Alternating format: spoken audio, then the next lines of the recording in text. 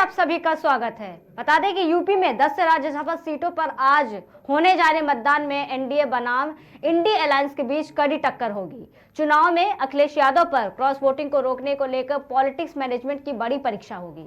उत्तर प्रदेश में मतदान जारी है। बता दें कि उत्तर प्रदेश में राज्यसभा की कुल 10 सीटें हैं, जिसमें बीजेपी के 8 प्रत्याशी हैं, वहीं सपा के 3, कुल मिलाकर 11 प्रत्याशी मैदान में हैं, जिसमें से भाजपा के 8वें प्रत्याशी संजय सेठ हैं, जो कहीं ना कहीं सपा के लिए मुश्किलें खड़ी कर सकता है। लेकिन समाजवादी पार्टी के 3 प्रत्याशी वहीं पर हैं। वहीं भाजपा अपने 8वें प्रत्याशी को जिताने के लिए दमखम लगा रही है। समाजवादी पार्टी भी जोर और शोर के साथ तैयारी में है। बात की जाए तो कुल उत्तर प्रदेश में लोकसभा की 403 सीटें हैं, जिसमें से 3 विधायकों का निधन हो चुका है, बाकी 1 अयोग्य हैं और 3 जेल में विधायक हैं। कुल मिलाकर 396 विधायक हिस्सा लेंगे। वहीं भाजपा को अपने 8 प्रत्याशी जिताने के लिए 296 विधायक चाहिए। वहीं समाजवादी पार्टी को 3 राज्यसभा सीटों के लिए 111 विधायक चाहिए। 8वें प्रत्याशी को जिताने के लिए भाजपा और तीसरे प्रत्याशी को समाजवादी पार्टी जिताने के लिए दमखम लगा रहे हैं। राज्यसभा के लिए जो चुनाव हो रहा है, इस चीज पे बातचीत करने के लिए हमारे साथ इस वक्त हमारे संवाददाता शुभम जुड़ चुके हैं हमसे लाइव।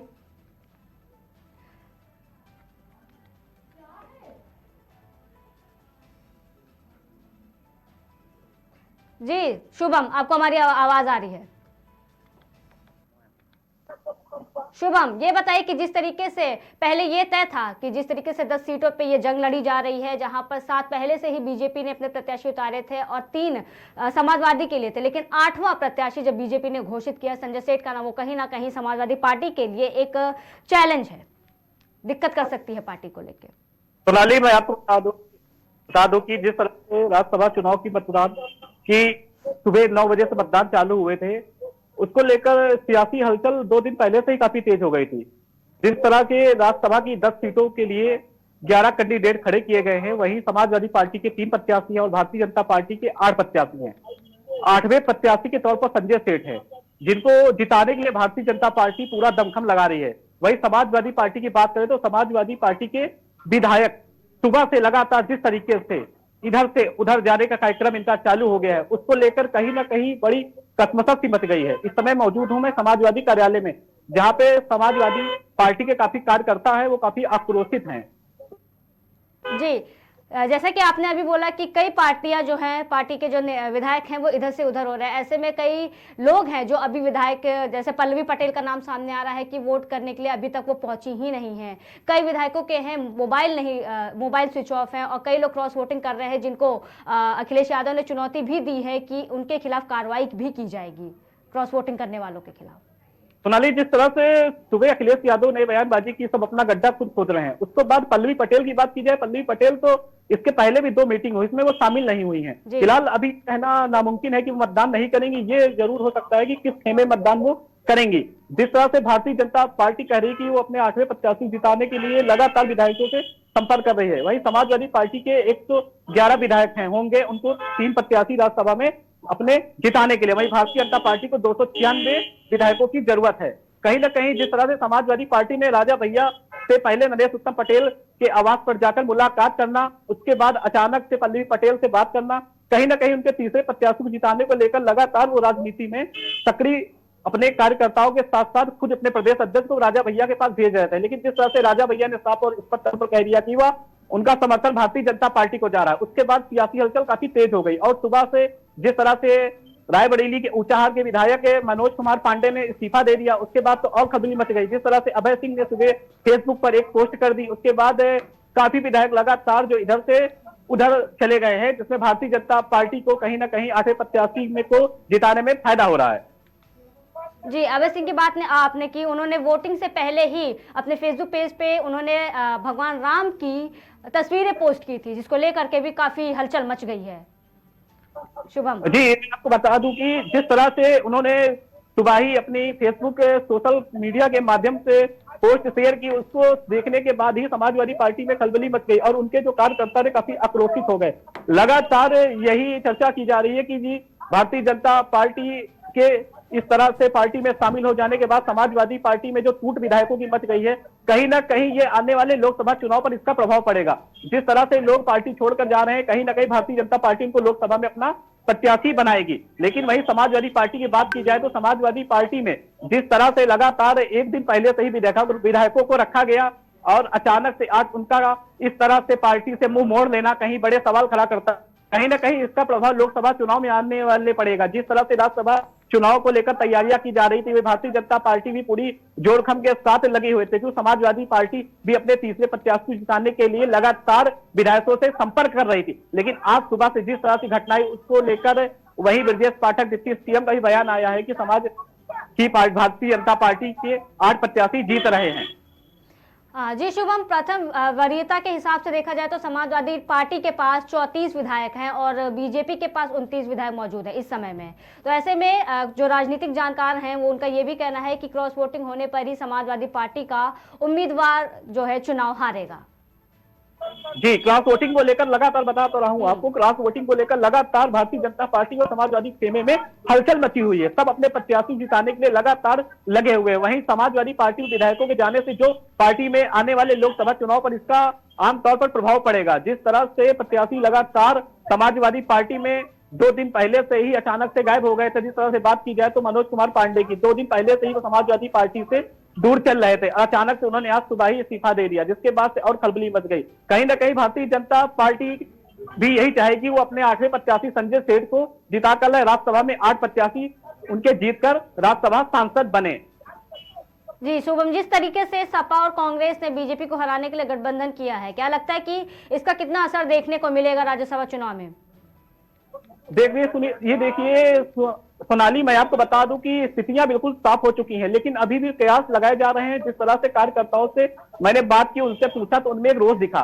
उन्होंने बताया कि सब अपने फायदे के लिए भाग रहे हैं, पैसे के लिए भाग रहे हैं, किसी को पार्टी से मोह नहीं है। जिस तरह से कयास लगाए जा रहे थे कि समाजवादी पार्टी शुरुआत से ही विश्वास जता रही थी कि उनके विधायक उनके संपर्क में लगातार बने हुए हैं, कहीं ना कहीं राज्यसभा की 3 सीटें उनके खेमे में आएंगी। लेकिन वहीं भारतीय जनता पार्टी ने लगातार यही बताया कि वो 8वें प्रत्याशी अपने लगातार चुनाव में जिता रही है, क्योंकि राज्यसभा की 10 सीटें हैं और 11 प्रत्याशी हैं। किसी एक प्रत्याशी को तो चुनाव में हारना ही पड़ेगा। जिस तरह से कयास और उम्मीद है कि भारतीय जनता पार्टी अपने 8वें प्रत्याशी को जिताने के लिए साम दाम दंड भेद की राजनीति उत्तर प्रदेश में खेल रही है। जी, राज्यसभा चुनाव की वोटिंग के बीच जैसे सपा को एक के बाद एक चुनाव से पहले भी झटके लगते आए और अभी भी झटके लग रहे हैं और शायद ये सिलसिला जारी भी रहेगा।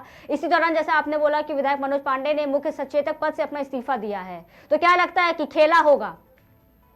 रत्ना, मैं आपको बता दूं कि लगातार जिस तरह से लोकसभा चुनाव को देखा जा रहा है कि मार्च में लोकसभा चुनाव की तिथियों का ऐलान हो जाएगा, उसके पहले राज्यसभा चुनाव रखे गए थे और राज्यसभा चुनाव में नेता अचानक से जिस तरह से वो कल्टी मार रहे हैं, जिस तरह से वो जा रहे हैं, कहीं ना कहीं ये बहुत बड़े सवाल खड़ा करते हैं, जिसको लेकर लोकसभा चुनाव में कहीं ना कहीं जो प्रत्याशी इधर से उधर दल बदल रहे हैं वो लोकसभा में प्रत्याशी भारतीय जनता पार्टी की तरफ से बनाए जा सकते हैं। फिलहाल कसमकस तगड़ी बनी हुई है कि कौन किस दल में जाने के बाद कहां से लोकसभा में प्रत्याशी बनेगा। फिलहाल पल्लवी पटेल पर निगाहें सबकी है, वो मतदान करने आती है व नहीं आती हैं। जी, जिस तरीके से ये फेरबदल हो रहा है, क्रॉस वोटिंग की बात सामने आ रही है, ऐसे में जनसत्ता दल के राष्ट्रीय अध्यक्ष रघुराज प्रताप सिंह ने भी ये भी साफ कर दिया कि वो और उनके विधायक भाजपा को ही वोट करेंगे। शुभम जी, रत्ना, सुबह स्पष्ट तौर पर राजा भैया ने साफ साफ बता दिया क्या उनका मतदान भारतीय जनता पार्टी को जाएगा। जिस तरह से शुरुआत में तस्वीरें आई, कयास लगाए गए, लगातार मीडिया में खबरें चली कि राजा भैया किस खेमे में जा रहे हैं। फिलहाल आज सुबह राजा भैया ने बिल्कुल स्पष्ट कर दिया है कि उनका वोट भारतीय जनता पार्टी के खेमे में जा रहा है। जी, बता दें कि पार्टी कार्यालय में अखिलेश यादव ने अपने विधायकों के लिए भोज दिया था, जिसमें से 7 से 8 विधायकों को गैर हाजिर रहने की बात सामने आई थी, जैसा कि आपने बताया। ऐसे में सपा अपने विधायकों को एकजुट करने में पिछले 3 दिनों से भी जुटी हुई है और क्रॉस वोटिंग की अटकलों पर सपा की ओर से बार बार दावा किया जा रहा है कि वो एकजुट हैं और उनका कहना है कि कोई क्रॉस वोटिंग नहीं होगी, लेकिन रिजल्ट तो कुछ और ही आ रहा है सामने, क्रॉस वोटिंग की जा रही है। जी शुभम।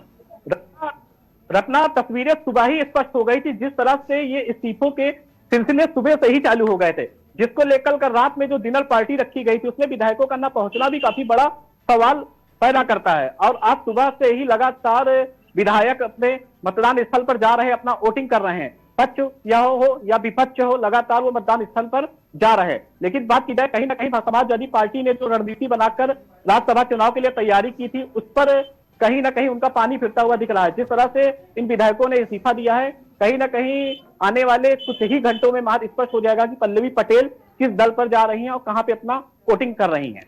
जिस तरीके से बीजेपी ये बार बार दावा करती आई है चुनाव से पहले भी कि वो 80 में से 80 सीटें जीतेगी, क्या लगता है कि बीजेपी 80 में से 80 सीटें कैसे जीतेंगी? तथ्यों के साथ बताइए आप। ये तो लोकसभा चुनाव आने वाले ही स्पष्ट कर पाएंगे जनता का क्या है। फिलहाल तो एक प्रकार का ट्रेलर है राज्यसभा चुनाव। राज्यसभा चुनाव के रिजल्ट आने के बाद ही तस्वीरें आमतौर पर स्पष्ट हो जाएंगी कि परिणाम क्या है, जनता का रुझान क्या है। फिलहाल आज की स्थिति में बता दूं आपको, जिस तरह से विधायक लगातार इधर से उधर दर है, कहीं ना कहीं ये सबसे बड़ा सवाल पैदा करते हैं। कहीं ना कहीं पार्टी में जिस तरह की बताया जाता है कि सूत्रधार से विधायक बांधे जाते हैं एक प्रकार की से, लेकिन अचानक से आज उनका इस्तीफा देना, दूसरे दल में जाना, कहीं ना कहीं लोकसभा चुनाव नजदीक हैं जो बड़ा प्रभाव डालेंगे और कहीं ना कहीं राज्यसभा चुनाव का प्रभाव लोकसभा चुनाव में आम देखा जाएगा। जिस तरह से लोकसभा चुनाव होने हैं, प्रत्याशी लगातार उम्मीद यही लगा रहे हैं कि उन्हें लोकसभा चुनाव में प्रत्याशी बनाया जाएगा। अपनी दावेदारी पक्की करने के लिए उधर से उधर जा रहे हैं। जी, सपा और कांग्रेस के साथ में आने के बाद ये भी कहा जा रहा है कि मुसलमानों का एक जो मेजॉरिटी वोट है मुसलमानों का, वो सीधा अब सपा और कांग्रेस के खाते में जा सकता है, जो कहीं ना कहीं उनकी जीत के लिए एक तरीके से बढ़ोतरी में माना जाएगा कि उनकी जो खाते में वो वोट जा सकते हैं, या सपा के खाते में या कांग्रेस के। रत्ना, तस्वीरें एकदम साफ हो जाएंगी, स्पष्ट हो जाएंगी, बस राज्यसभा चुनाव के परिणाम आने दीजिए। बाकी बात की जाए कांग्रेस और समाजवादी पार्टी गठबंधन की, ये तो इसके पहले भी इन लोगों ने एक बार गठबंधन किया था, लेकिन उसका प्रभाव उतना नहीं रहा। फिलहाल इस बार जो भी होगा, राज्यसभा चुनाव के नतीजे ही बताएंगे कि कैसे क्या होना है। फिलहाल आज की स्थिति ये बनी हुई है कि विधायकों का लगातार पोलिंग स्टेशन पर जाना, अपने मत का प्रयोग करना और लगातार इस्तीफा देना। अब यह सिलसिला यही थमता है कि लगातार जारी रहता है, ये भी देखना दिलचस्प होगा। और फिलहाल नतीजे आज के ये हैं कि राज्यसभा में 8वें प्रत्याशी जिताने के लिए भारतीय जनता पार्टी साम दाम दंड भेद की राजनीति उत्तर प्रदेश में खेल रही है। वही समाजवादी पार्टी के जो कार्यकर्ता है वो काफी आक्रोशित हैं, लगातार कह रहे हैं कि संविधान की हत्या की जा रही, इस तरीके से बयानबाजी वो कर रहे हैं। जिस तरह से सपा पार्टी से लोगों का साथ छूटता जा रहा है, ऐसे में आज सुबह ही खबर आई थी कि जो सांसद हैं, कद्दावर नेता सपा के रह चुके शफीकुर रहमान बर्क, उनका निधन हो गया है, जिनके जाने से या काफी बड़ा नुकसान हो सकता है सपा पार्टी के लिए। इस पर क्या कहना आपका? कहीं ना कहीं जो पार्टी के वरिष्ठ नेता हैं, जिनके मार्गदर्शन से समाजवादी पार्टी खड़ी हुई है, उन पार्टी के नेताओं की न रहने के बाद समाजवादी पार्टी को तगड़ा झटका तो लगेगा ही। जिस तरह से मैंने जनता से बात की, यहाँ जनता ने बताया कि नए प्रत्याशियों को मौका दे दिया जाता है, जो पुराने समाजवादी कार्यकर्ता हैं उनको पार्टी में मौका नहीं दिया जाता। कहीं ना कहीं समाजवादी पार्टी की हानि का सबसे बड़ा कारण यही है, क्योंकि जो नए नेता आते हैं उनको तुरंत प्रत्याशी बना दिया जाता है। जो जमीनी स्तर के कार्यकर्ता समाजवादी पार्टी के होते हैं उनको समाजवादी पार्टी में टिकट नहीं दिया जाता। कहीं ना कहीं इस विचार को लेकर राष्ट्रीय अध्यक्ष जी को मंथन करना चाहिए और लोकसभा चुनाव अब नजदीक हैं, अभी भी इनके पास समय है कि एक बार मंथन करके पूरी मीटिंग बनाकर अपने हिसाब से दिशा निर्देशित कर जिस तरह से लोकसभा में 17 सीटों पर कांग्रेस लड़ेगी, वहीं 63 सीटों पर समाजवादी पार्टी के प्रत्याशी लड़ेंगे। और देखना बिल्कुल दिलचस्प होगा राज्यसभा चुनाव के परिणाम आने के बाद समाजवादी पार्टी के राष्ट्रीय अध्यक्ष अखिलेश यादव जी क्या डिसीजन लेते हैं, क्या मंत्रणा बनाते हैं, क्या उनकी नई रणनीति होती है।